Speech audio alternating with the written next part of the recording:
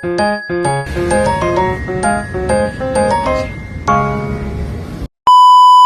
guys, this is Katie.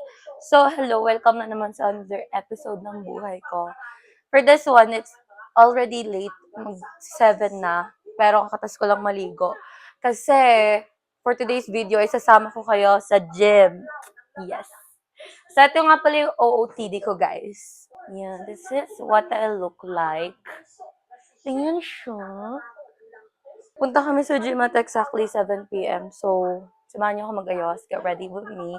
Alam niyo naman na yung drill. Sobrang simple lang na makeup ko pag nag-gym. Mostly for protection lang ng skin ko. Powder, blush, and lippy.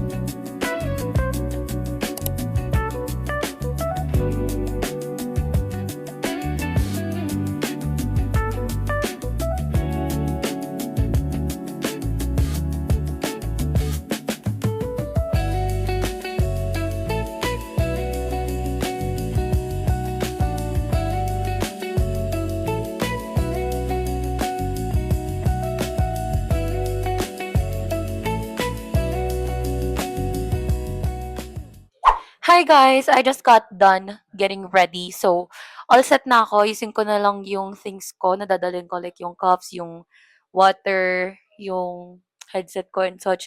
Lalagay ko na lang siya sa bag. But, I'm all done. Napansin nyo ginamit ko kanina yung ano ko, yung Gujudok ko para mag-hair dry. Kasi guys, wala akong hair dryer ngayon. So, ayoko din naman lumabas na sobrang basang sisiw yung hair ko. Kaya, ayun na lang. Talagang para-paraan na lang tayo dito, auntie. So, ayun. Wala naman na akong gagawin.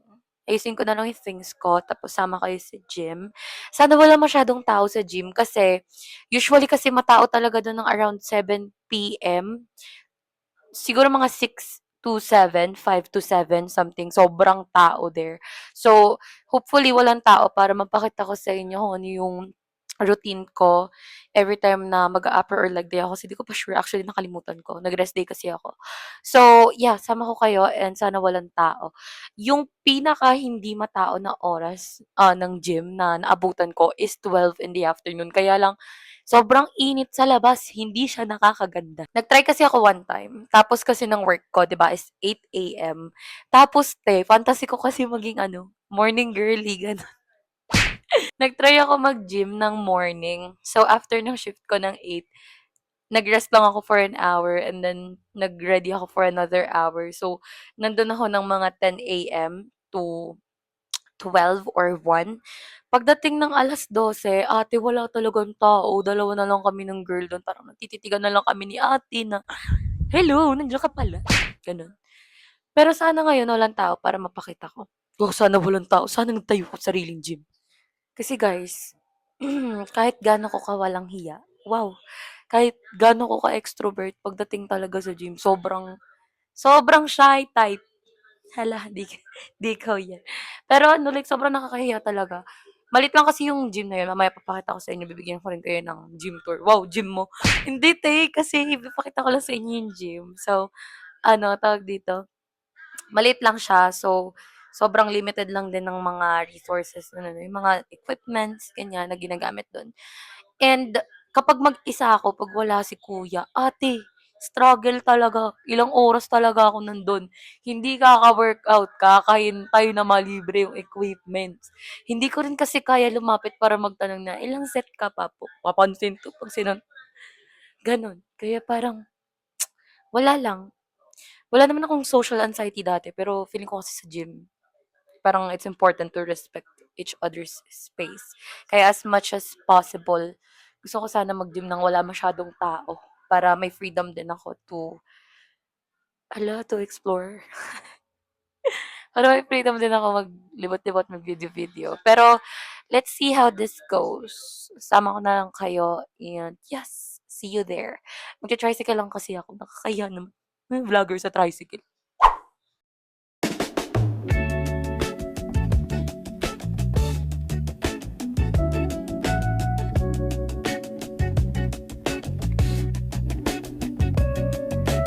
There guys, singing.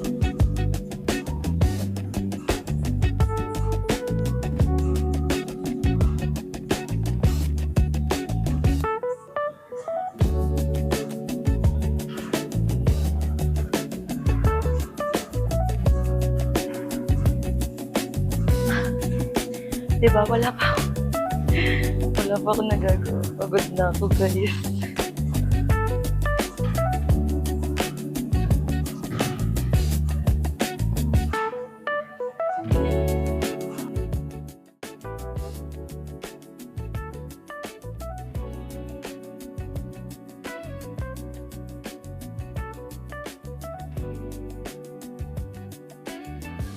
Hi guys, kakatapos ko lang workout.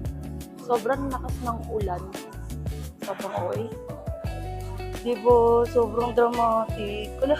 Ayun nga guys, sobrang daming tao. So, nahiya ako. Tumawag tayo ng tulong.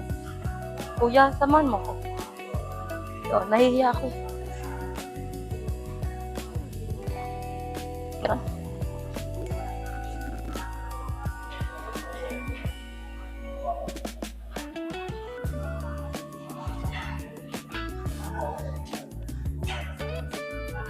Hi guys, andito lang ako sa labas, nagre-rest. Chinek ko yung audio, parang okay naman, parang rinig nyo naman ako, pero nagre-rest lang ako, and grabe yung kidlat. Pumasok na ako sa loob guys, grabe yung kidlat sa labas. Sobrang okay lang kidlat, nagre-rest lang ako, so wala, as of now, isang workout pa lang nagagawa ko. Sabay ako naman, nag-skip kami sa quad. Puntahan natin si Kuya. Ayan, go Kuya, sige. Sige. Sige. Ayun. Napagod siya.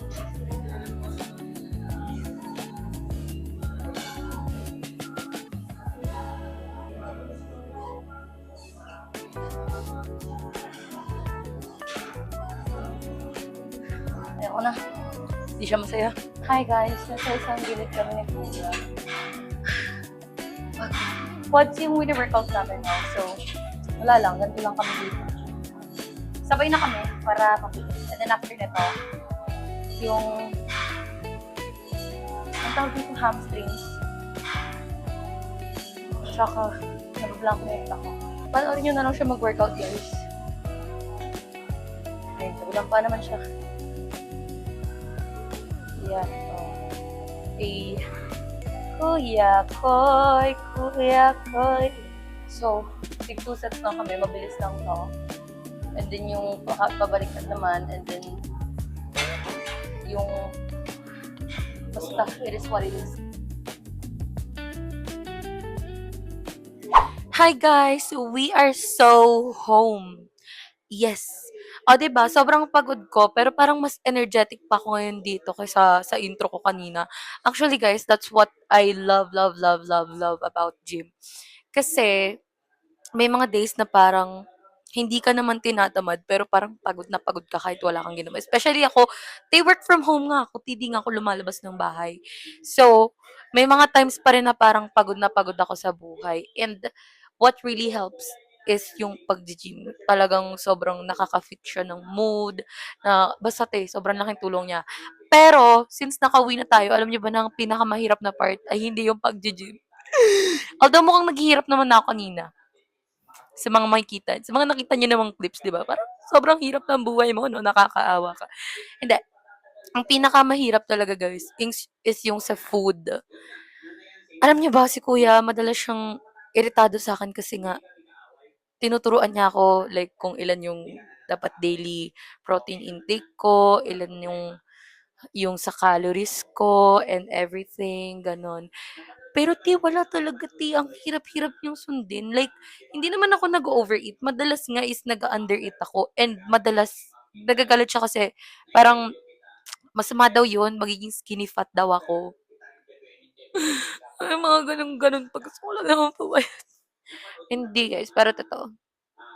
Sobrang hirap niyang sundin. Like, imaginein mo isa kang normal na tao who loves food so much.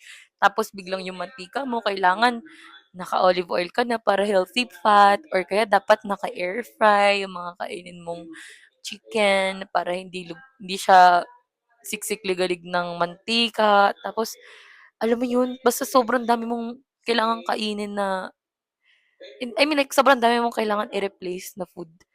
Although, maraming ways para mag-DIY ng pagre-replace ng mga specific foods. And usually naman, same taste lang din. May mga meal prep naman dyan online na mapapanood mo. Pero ang hirap-hirap kasi, sabi mo din, parang last month, bago ako mag-start ng gym, nasaan ako na sa bahay, ano lagi kong kinakain, nagka-canned tuna ako, nag adobo, ganyan-ganyan, lahat parang sobrang greasy pa ng mga love kong foods. Tapos, basta sobrang dami kong natutunan kay kuya pero like hindi ko pa siya ma-apply as of now. Feeling ko nag-a-adjust pa yung katawan ko. Pero ayun, wala lang. By the way guys, ayun lang talaga yung usual routine ko pag leg day. It's been 2 months since I started that kind of routine kapag leg day. Pero marami pa akong na-miss out today actually.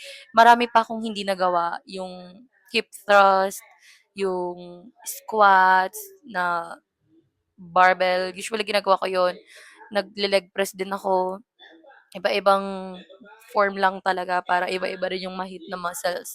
So, today, medyo nagmamadali kami kasi it's raining hard. 'Di ba nakita niyo naman, sobrang OA talaga ng ulan at kidlat, ante.